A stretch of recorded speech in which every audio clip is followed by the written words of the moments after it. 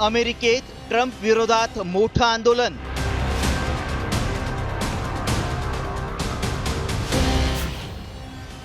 $70 लाख आंदोलक रस्त्यावर.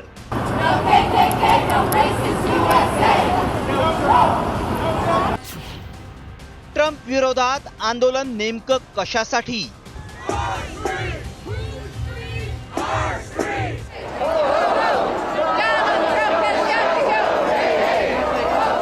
राष्ट्रपती डोनाल्ड ट्रम्प यांच्या विरोधात अमेरिकेत जनता आता रस्त्यावर उतरली आहे.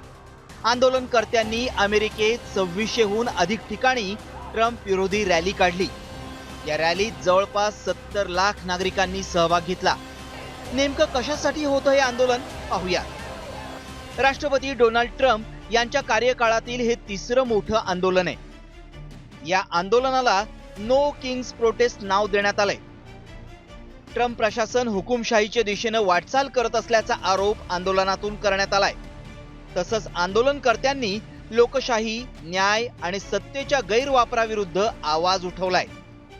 वॉशिंग्टन DC आणि न्यूयॉर्क सारख्या प्रमुख शहरांपासून ते मध्य पश्चिमेतील लहान शहरांपर्यंत सर्व 50 राज्यांमध्ये आंदोलन सुरू आहे. याआधीही जून आणि जुलै महिन्यात ट्रम्प विरोधात नो किंग्स आंदोलन झालं होतं.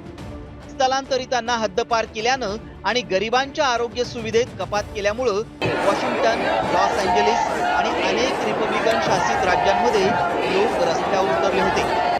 त्यातच आता पुन्हा एकदा आंदोलन झाल्यानं ट्रम्प यांनी AI जनरेटेड व्हिडिओद्वारे आंदोलनकर्त्यांना प्रत्युत्तर दिलंय.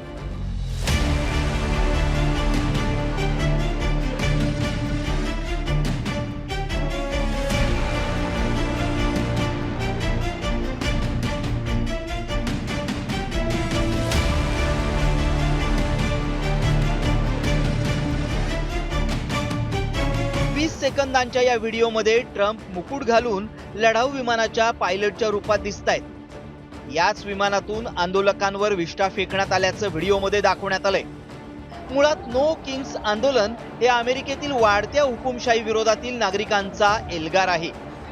त्यामुळे भारतासारखं इतर देशांवर टॅरिफ लादून एकाधिकारशाही गाजवणाऱ्या ट्रम्प यांना स्वतःच्या देशातच नागरिकांच्या संतापाला सामोरं जावं लागतंय. Your report, Sam TV News.